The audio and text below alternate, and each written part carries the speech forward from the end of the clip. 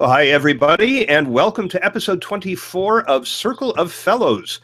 This is the monthly broadcast, which then becomes a YouTube video and an audio podcast featuring some IABC fellows talking about a topic of interest to communicators. In fact, it's almost always the editorial theme of the month for IABC. That's certainly the case this month, where the theme is fostering a socially responsible organization. We were originally supposed to do this a couple of weeks ago. It got rescheduled because of technical difficulties that are really interesting, but I'm not going to go into them. I do want to let everyone know that you can ask questions in real time through Twitter. Just ask your question and incorporate the hashtag COF24, Circle of Fellows 24, and I will pass those questions along to the panel. But let's get rolling by introducing the panel, and this being a Google Hangout on air, I have thumbnails of everybody on my screen, so we'll go left to right as I see you, and John, that makes you first. All right, well, hello everyone. I'm John Gerstner, CEO of Communintelligence. This is a favorite topic of mine because I actually held the title of Manager of Safety and Environmental Communications at John Deere many years ago. I've also conducted several conferences on sustainability through Communintelligence. So really looking forward to the panel, and I'm ready for the next person. And that would be Priya. Priya, okay. Hello, I'm Priya Bates, and I'm president of Inner Strength Communication that's located in Toronto, Canada. And I'm really excited about being here, a subject near and dear to my heart, because there's such an opportunity to engage employees through CSR efforts. And Mary. Well, this is Mary Hills from Hyman Hills Marketing Group in Chicago. Weather is gorgeous here, and the cubbies are doing terrific. I am a principal at Hyman Hills Marketing Group, and then I teach out of two graduate schools in the Loop, one being an MBA program and then the other being a graduate program in strategic comms. So I actually teach a course in sustainability marketing. And that is not out of the communication, that is out of the business school. So interesting that we're seeing, coursework leading in sustainability or social responsibility, those type of things that formerly had probably been coming more out of the liberal arts side of universities and practices, even in businesses. Now we're really seeing them starting to gravitate over onto the business side and really infiltrating all the operational. So it's a great topic. I'm ready to dive in. It is a great topic. Let everyone know that we are also waiting for George McGrath, who may be joining us out of New York City. And Mary, as long as you brought it up, the Dodgers are doing pretty good too, although the Blue Jays are not. The Dodgers have lost 4 in a row, but I guess if you're going to fall into a slump, being 21 games up is a good time to do that. So let's talk about this issue of socially responsible organization. And I started a Flipboard magazine about a year ago called The Values Driven Marketplace. And I'm just flipping articles in there that talk about CEOs stepping out of the shadows and taking a position on political issues, things that CEOs never used to do, and companies being much more forthright in addressing their values and promoting them. I remember the days where value statements hung on the walls in conference rooms and people kind of snickered at them. And they seem to me to have become more front and center lately, and I wonder if you agree and what you think the communications role is as this prominence of values and social responsibility takes on this new importance. Who's going to go first? Well, I could go take that or get this started. I would start by saying we're in a very dicey time because there never has been more pressure to do good and take a stand. But at the same time, there's never been a more cynical and distrustful audience.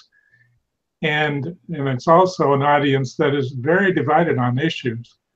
So in many ways, when companies step forward to state their values or take a stand, they are in many ways damned if they do, damned if they don't.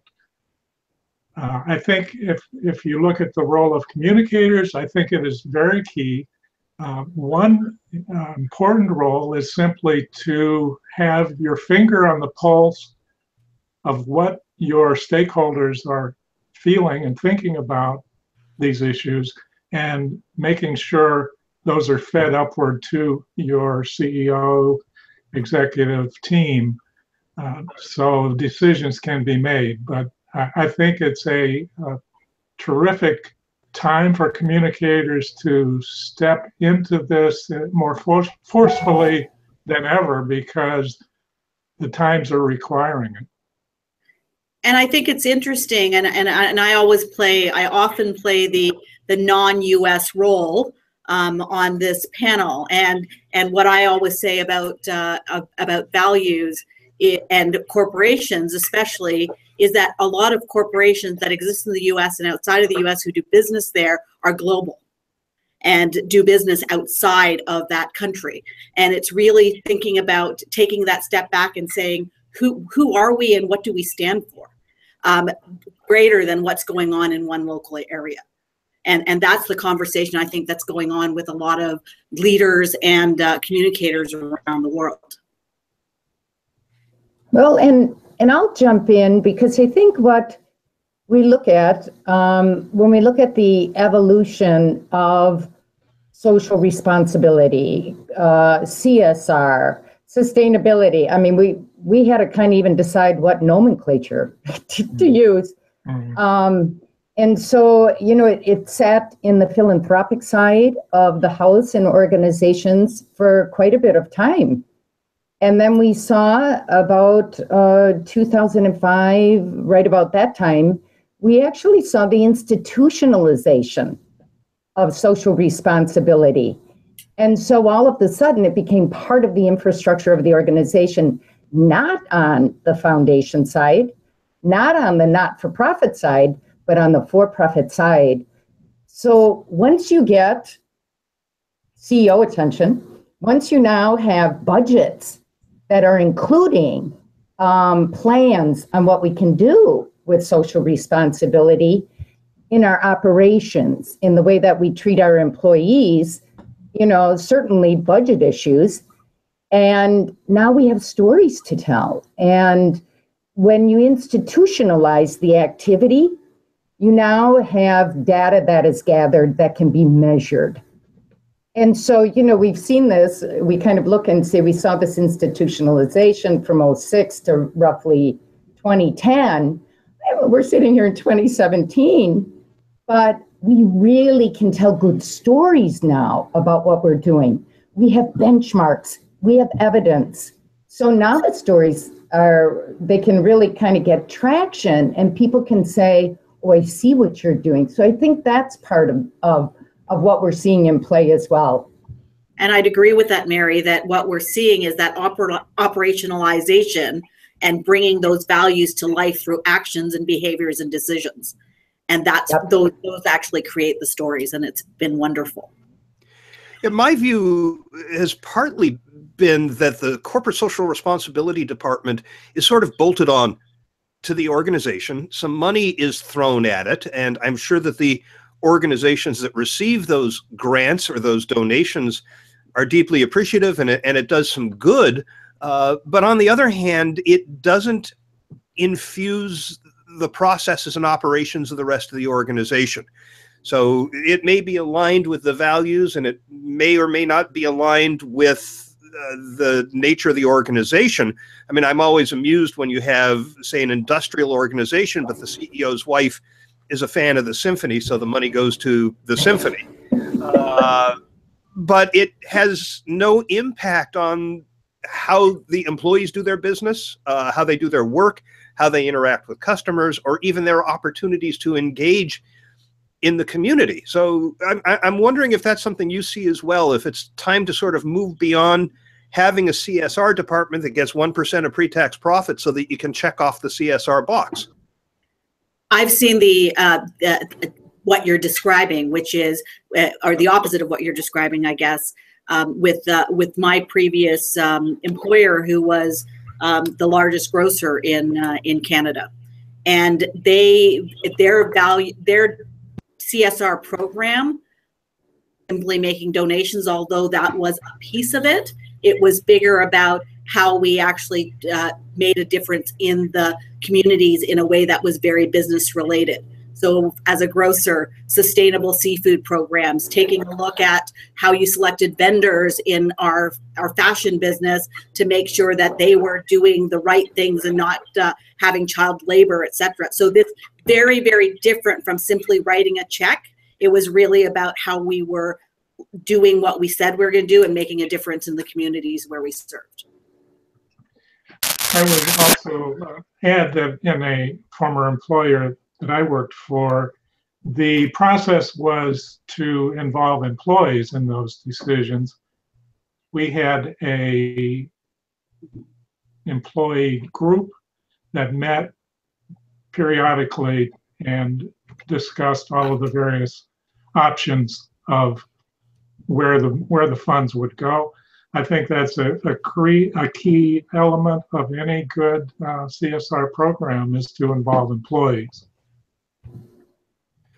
Yeah, I'm remembering a YouTube video that went massively viral. Was a airline in Canada. Priya, you could probably remind me which one it is. I know it's not Air Canada. WestJet, with their Christmas surprise. And it was an employee CSR team that came up with the idea and executed the idea. They just got the funds from the organization to do it. Well, sorry, Mary, you were going to say? Yeah, I think one of the things, kind of circling back for just 30 seconds on what we call it, I think you will see in organizations, and when you talk to people, as they're all of us work with clients, right? And the way that the words that they use, usually when you start seeing an organization use a word like sustainability, it means they're embracing the whole concept of the triple bottom line of sustainability. And so now we can actually go into the infrastructure and we can look at environmentally, how, with what we produce in this organization, how does that impact the environment? Then you have the social component. Well, how do we treat our employees? Are they incentive if they're not so?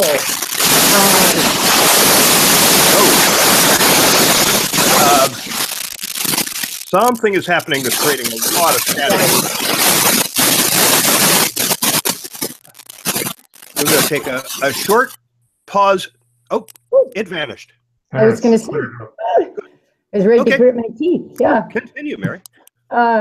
So, then you can kind of look at that social component to say, well, now we can segment the social component into how do we deal with employees, and then how do we deal with the other stakeholders in the organization. And then obviously what is key to part of this as well is financial health of the company. And in the past, when we talked about social responsibility, we often talked about, finance and how the company made profit.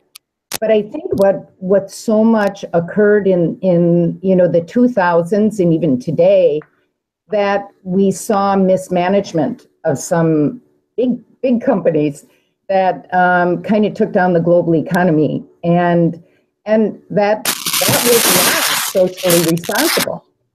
So what you look at is they're saying, even in the way that we measure what we do, even in the accounting systems that we use, we need to be sustainable in all aspects of the business. And that overall is going to give you that great company citizenship within the marketplace where it does business. So and Shel, to your point, I think we've seen where we've left we're we're just going to throw money at the symphony. You know, I think we've kind of gotten a little bit further than social responsibility as an obligation. I think we see so many organizations that are really looking at it as this is us being a citizen within the marketplace.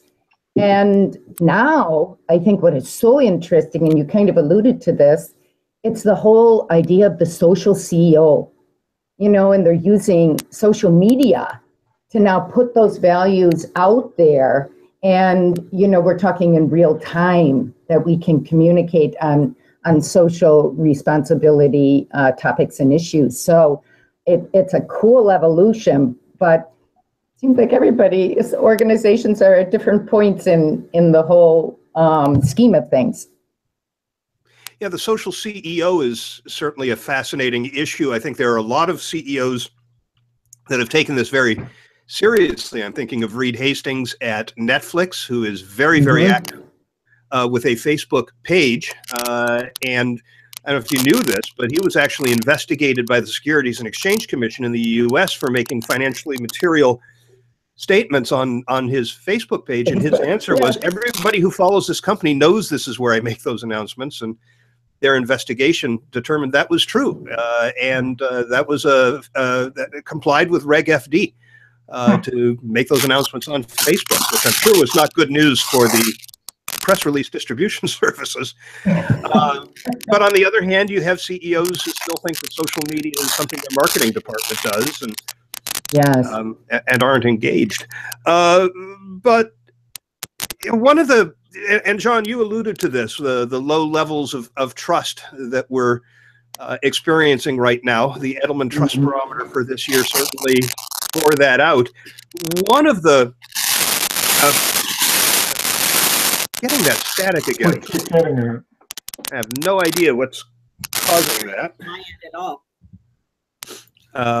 If that continues, what we'll do is just take a minute and I'll have everybody mute their microphones and see if we can figure out who it is.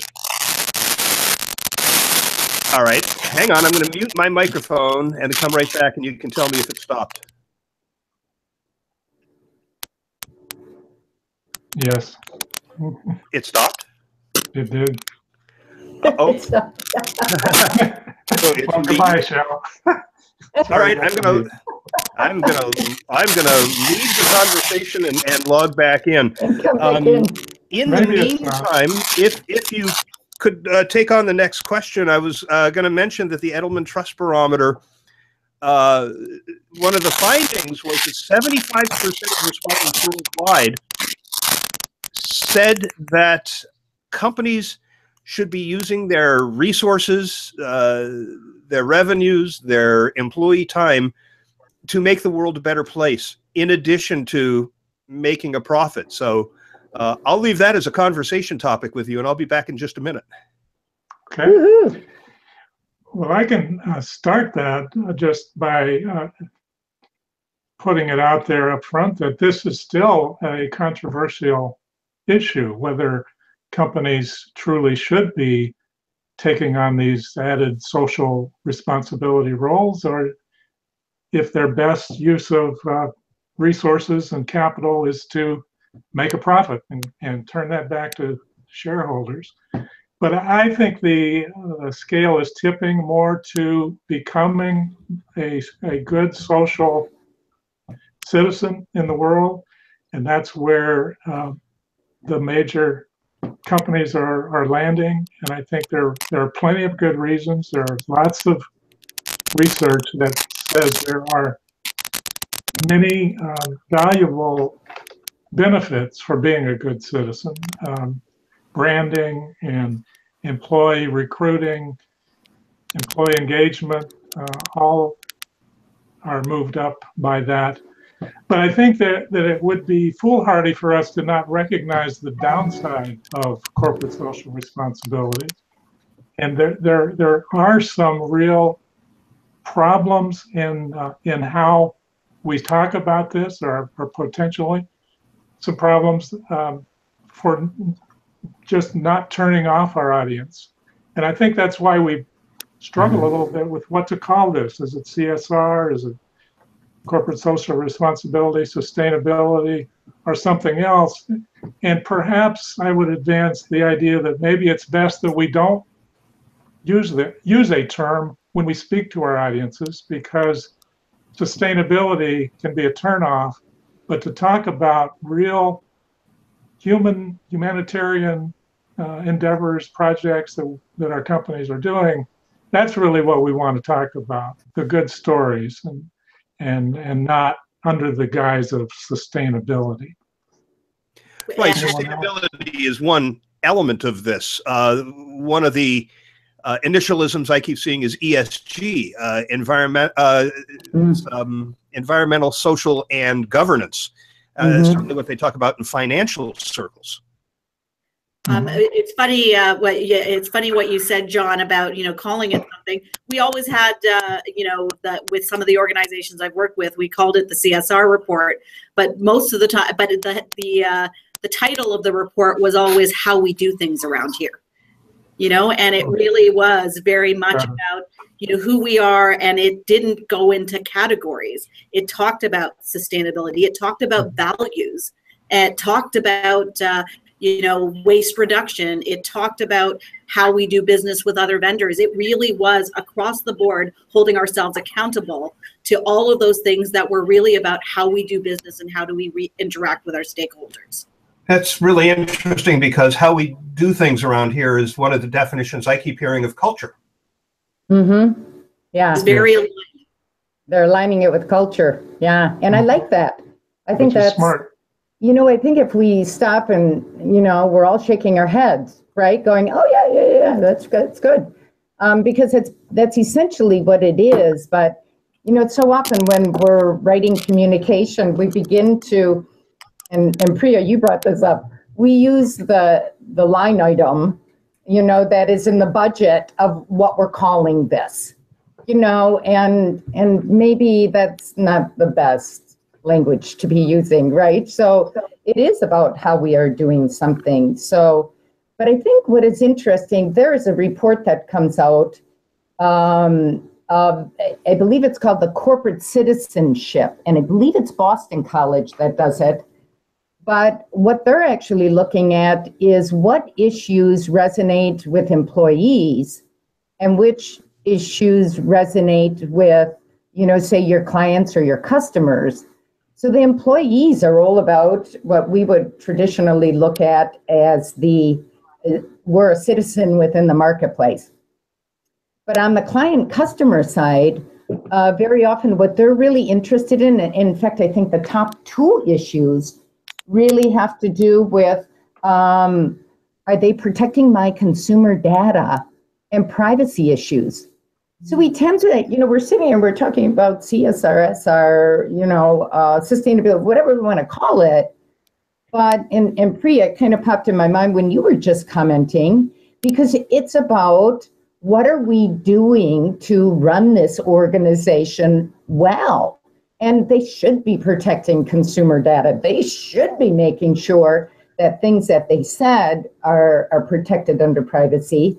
And, that's what's important to the consumer then, who is actually out there. So finding out about the donation to the symphony, finding out, how we get rid of our garbage, that seems to resonate with the employees. But the consumer is more about the one-on-one relationship you have with me. And what are you doing to respect and protect the one-on-one relationship you have with me? How important is it that we be, I'm sorry, Priya, go ahead. Just saying that to add on to that, talking about the consumer, like when I was in the grocery industry, it's a very interesting place where when we started talking about certain initiatives, they actually had to involve the consumer. They had to involve the customer in choosing to bring, reusable bags or bins to a grocery store to reduce the amount of plastic. It involved them choosing a higher price seafood item because it costs more to be sustainable. So all of a sudden what we saw was a very, very interactive process that involved every part of the organization to implement, and then was drawn through in terms of marketing and really engaging those customers as advocates. We hear that in particular from research about millennials, that they are willing to pay a higher price for products from companies that engage in sustainable practices. All the research suggests that they are very, very conscious. It's their number one issue is sustainability. They're also willing to make less money to work for a company that embraces the values that align with their own. On the other hand, I just had Nora Ganem Barnes on the For Immediate Release podcast. She's the one who does the annual studies of how the Fortune 500 and the Inc. 500 are using social media. And because she's at a university, Dartmouth, she says she's around millennials all the time who will take any job they can get and are pinching pennies. So, I wonder how all this aligns.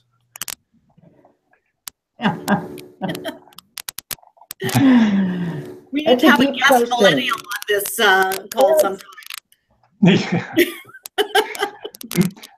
Speaking of millennials, I'm slightly a little bit beside this topic, but I'm currently looking on my screen at a site called collectively.org. Maybe some of you have seen it, but it's aimed at millennials, and it's a site that gets folks together to brainstorm and come up with ideas on social issues. It's sponsored by Unilever and a lot of other companies. It's a UK network, but I think it's a great example of how to address this topic without saying what it is, like CSR or anything related to social responsibility. But yet I think it's very effectively addressing issues.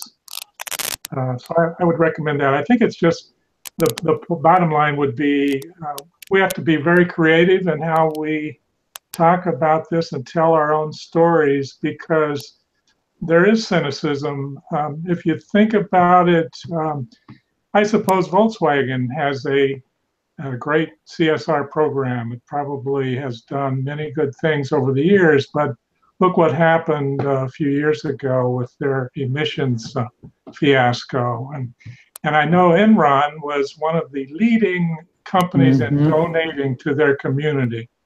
Done a fabulous job there, but look what happened in the midst of that. So I think it's not unexpected that our audiences are somewhat suspect when we start to tout our own horns.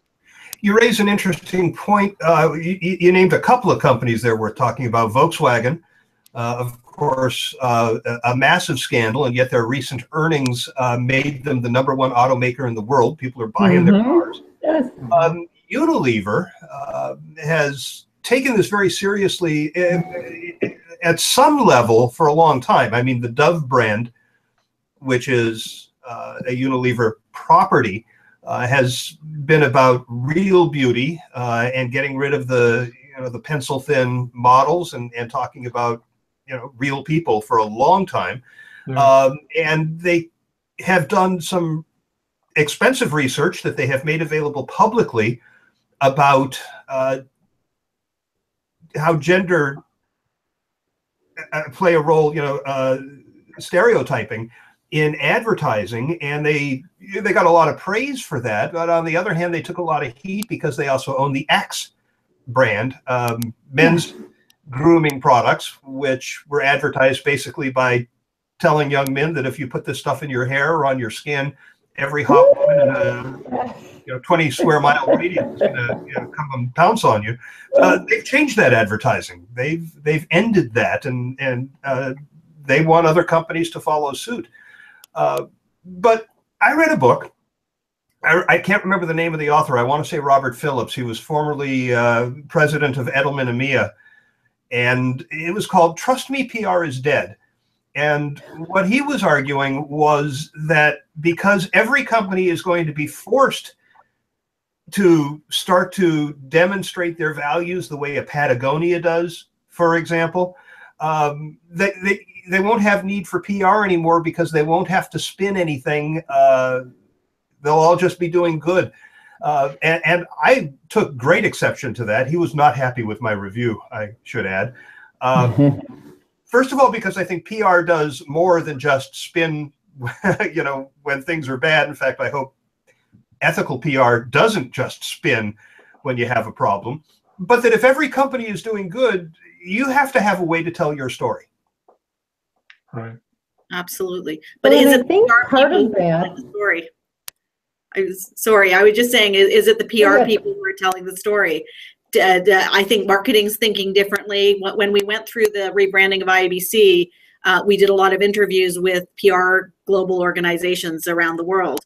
And they kept saying to us, you should call yourself PR or call yourself internal or something different. Focus, this general term of communication isn't the right term. But it was all these PR people telling me that. And it was really interesting. We figured that the real opportunity to differentiate and call IABC was the business, it was communication that really stood out. That it's not that the lines are being blurred, and it really is about what is the goal and what types of communication do we need to do to deliver against that. So PR, I think, has an image problem, and it doesn't help with what's going on in the US. That image isn't getting better.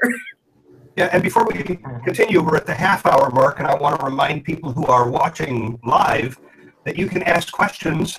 Just tweet your question, use the hashtag COF24 for Circle of Fellows 24, and it'll come up on my screen, and I'll pass it along. So we really would like to engage with those of you who are watching in real time, so we'd appreciate those questions. Hashtag COF24 over Twitter. Okay, so I'll jump in.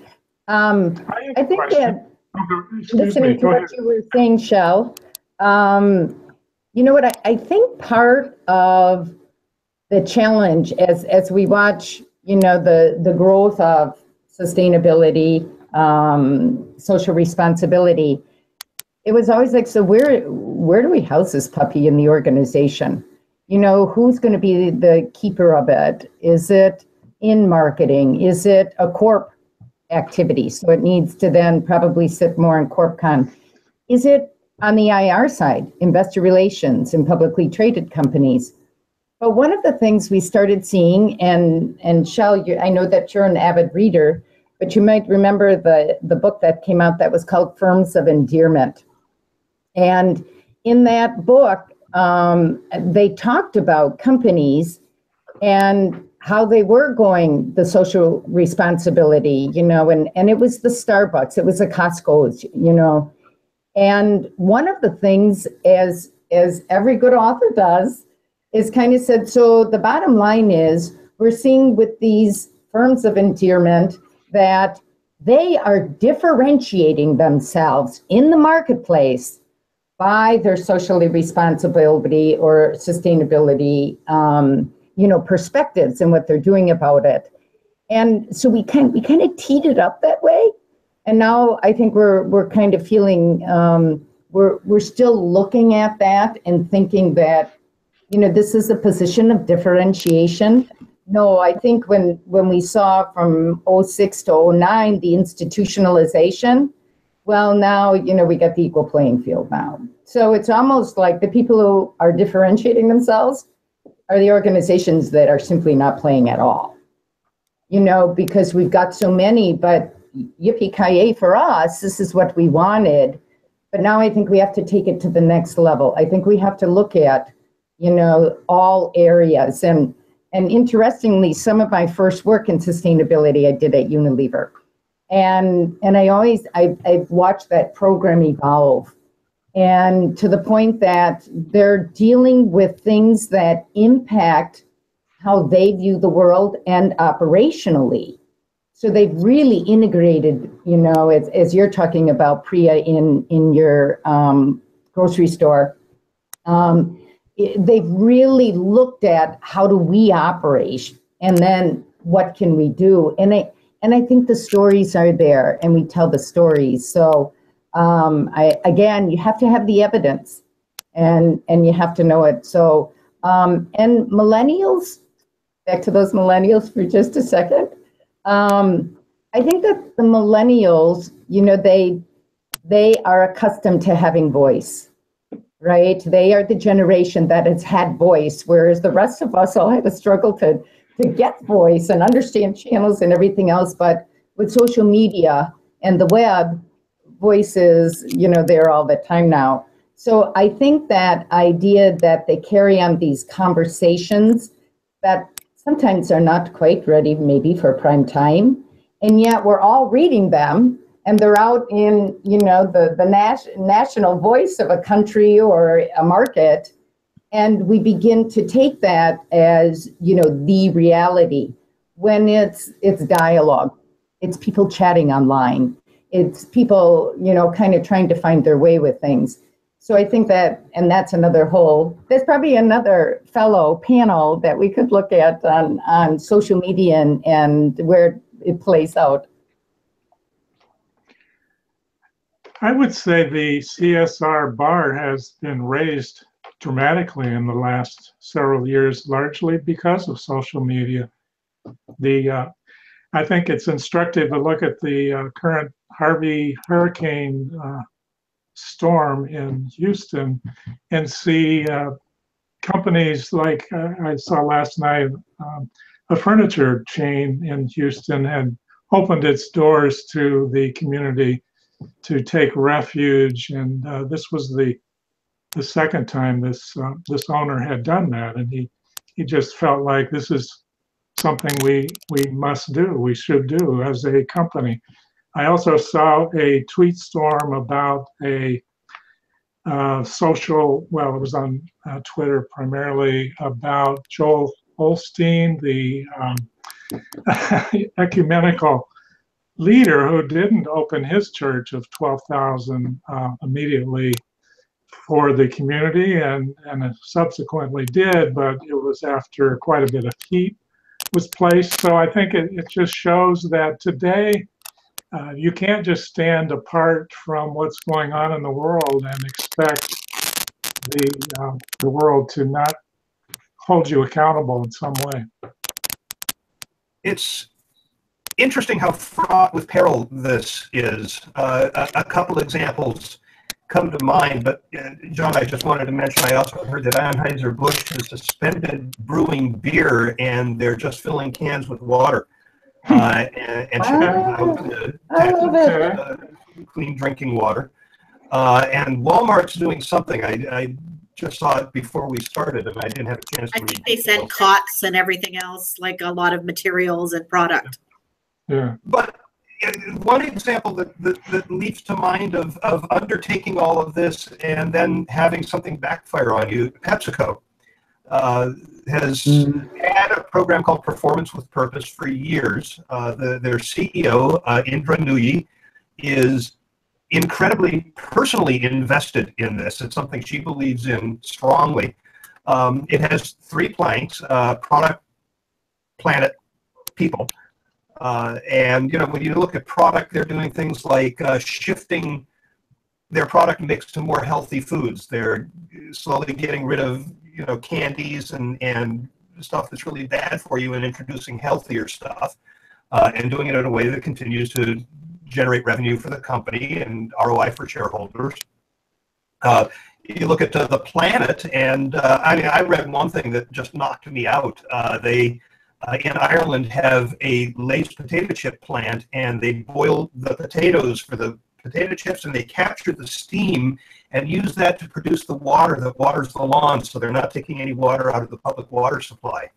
And they're constantly innovating something like this. Then they do one commercial, right? I think it was with Kris Jenner, in which there's two sides of a protest, the cops and the protesters, and she walks out and hands a cup of Pepsi, and suddenly everything's diffused and everybody's happy and talking to each other. And oh my God, the Twitter storm that followed that gave them absolutely no credit for anything they've been doing over the years. It wasn't seen as one little stumble on a continuum of doing it.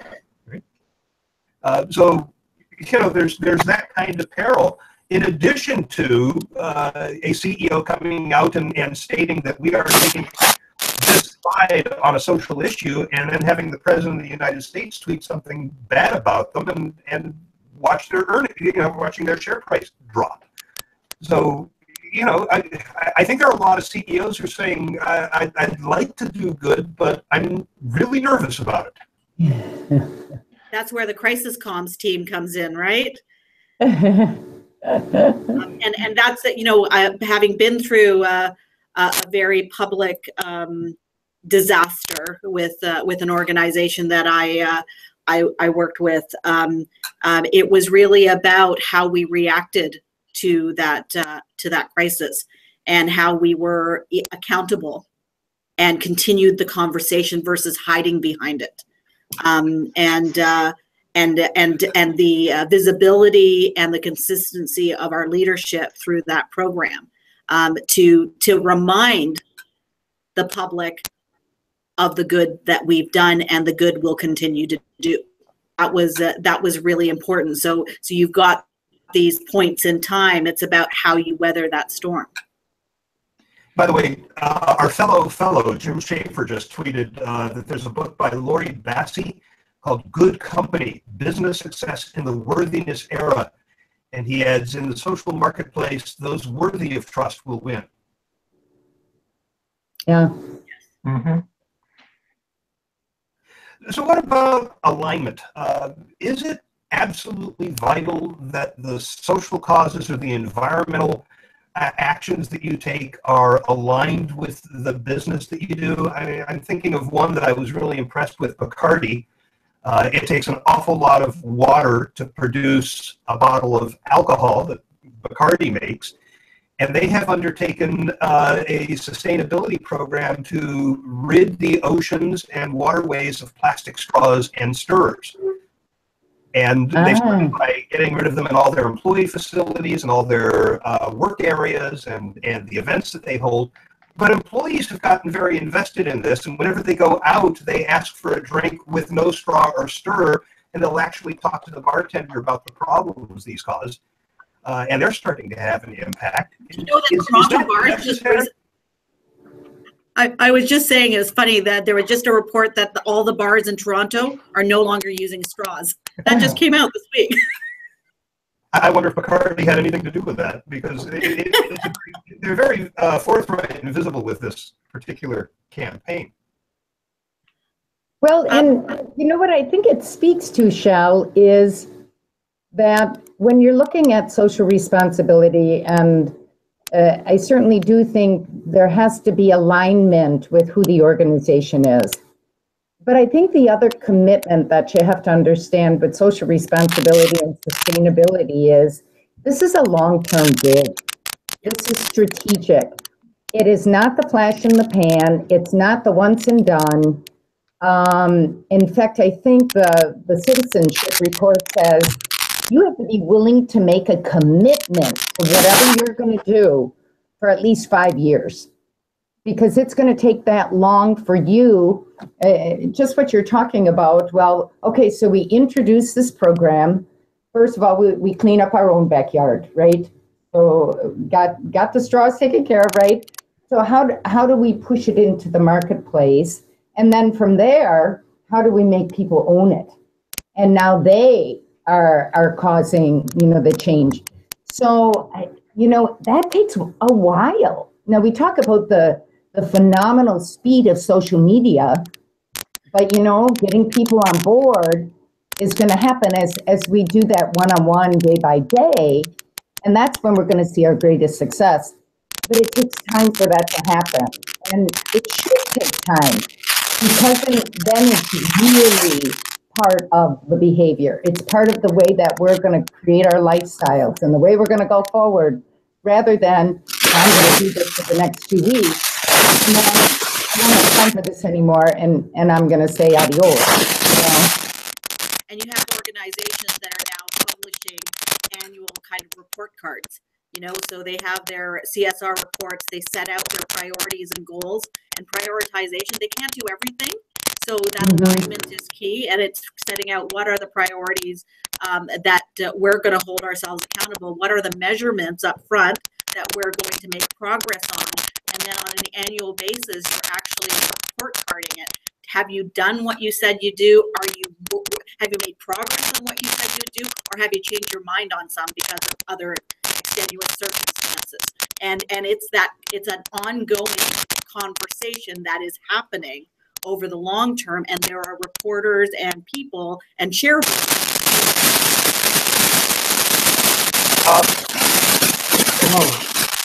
Not me, because I have my microphone to the webcam, and I have my audio output to speakers. So, John and Mary, could I ask you to just unplug your headsets and plug them back in, see if that does something?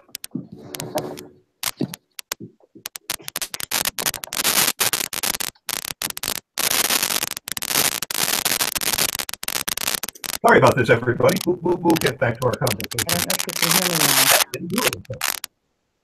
now. Was it me? No, it's still there. Headset plugged in. Oh, I thought you were just close to the Can you hear me? I think I'm lost. I don't hear anybody. This might actually be Google, for all I know. There, it stopped. Not for me.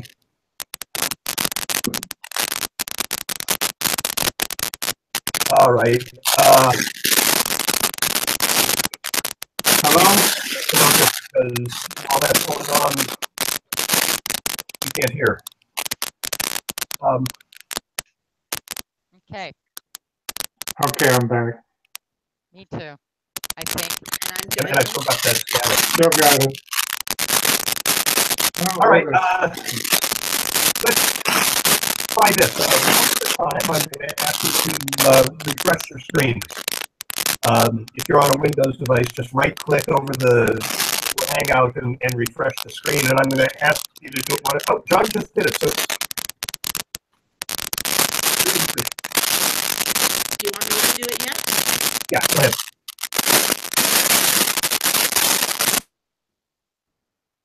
Oh, I think it was Priya.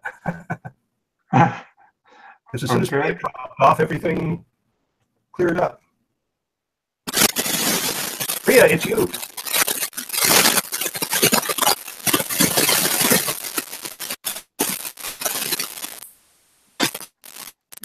Maybe I'll get out and are you okay? Yeah, if you have a different audio source you can use.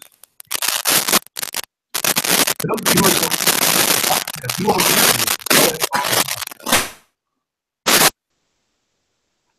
oh, that's, you see, it just went away. Wow. Oh, that's funny. Okay, Can you sounds hear great me? now. Yeah, it's gone. Whew. Wonderful. Okay, so let's continue. I've kind of lost track of where we were, but yeah, I was talking about alignment. Yes. I could add to that, Shell. We at John Deere aligned our efforts around the environment, which is fairly obvious, I guess. But I think it is important to have some natural alignment with your business. To not have that really, I think, opens you up to a lot of jeopardy in times when that issue becomes controversial.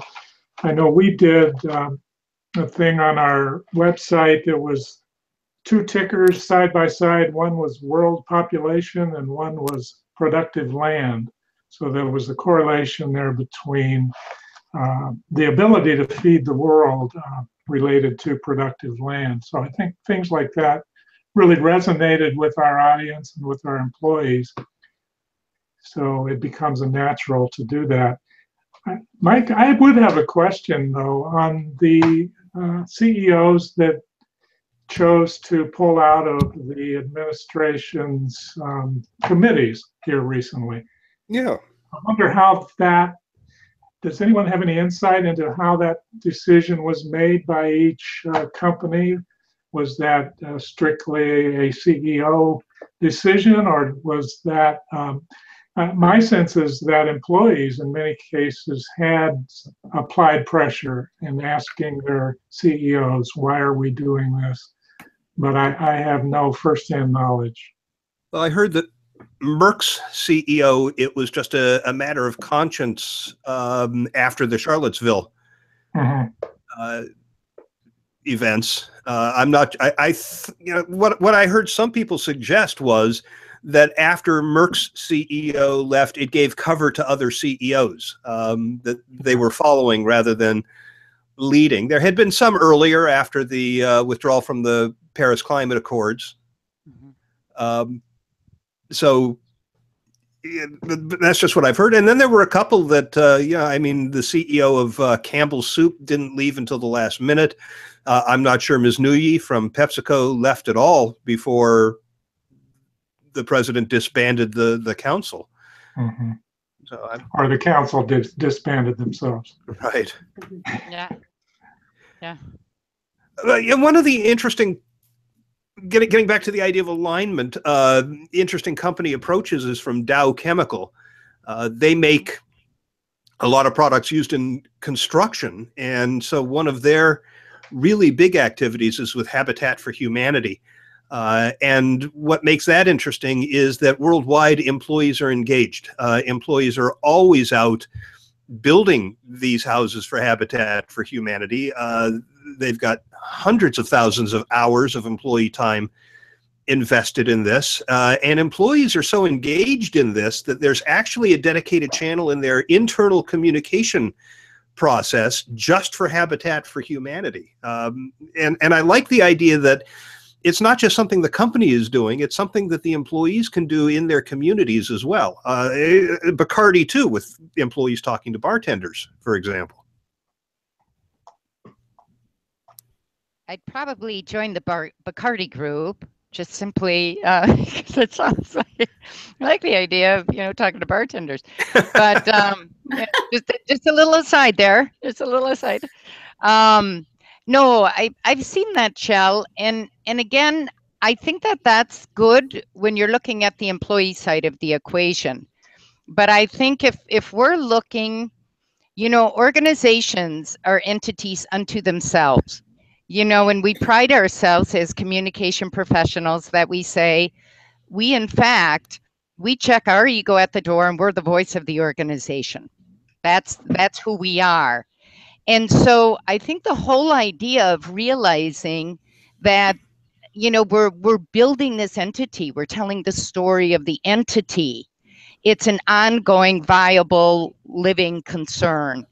And so that's the accounting definition for it. And so when we look at that, I think that what you always want to do is look at, what are we saying about this organization? If this person leaves the organization, that entity still exists. And so we want to see what that personality is. We want to see what those things are. So I think that one of the things that you do when you're looking at alignment, you look at the vision mission, right? It's back to the whole strategic positioning. Why would you take your resources and spend them on something that isn't building the entity? I could go out and I could get 1 million degrees and everything under the sun, but why would I just keep doing more of something that really doesn't pertain to who I am and what I do every day? And it's the same thing that we have to apply to the organization. So, and I think that one of the interesting things that we always, and we're seeing this a bit more in the US now, is there's always been, where does the voice of the organization come in? Is the voice of the organization protected by the Bill of Rights? Is it the First Amendment of the US Constitution? So are we able to give an organization the same rights that an individual in the United States gets? And people say, oh, we get back to the PR. So an individual makes a comment against an organization, and an organization puts out something on social media or puts something out in a press release that says, no, here's the real story, fills the gap in the marketplace. And then what happens is we have a case that lands up in court and says, oh, they used their organizational machine to present their voice to the marketplace. But that's the organizational voice. How else are we going to get it out there? And so we have that constant tension that seems to exist. Does an organization have a right to free speech? right? Just like an individual does in the United States. So, and I know when I have the law and ethics course, this is always a dilemma. You know, we have people come in and talk about it in panels, and everybody says, I went home that night and I was so unsettled by that conversation. And I think we are sometimes trying to figure out, what does that all mean? So I kind of just toss that out as something to consider. Yeah. And I think according to Citizens United, corporations do have a right to free speech. Well, let me raise another issue, because one role that communications has, which is typically labeled investor relations, it's communication with the financial community, investors and investment analysts and street analysts and the like.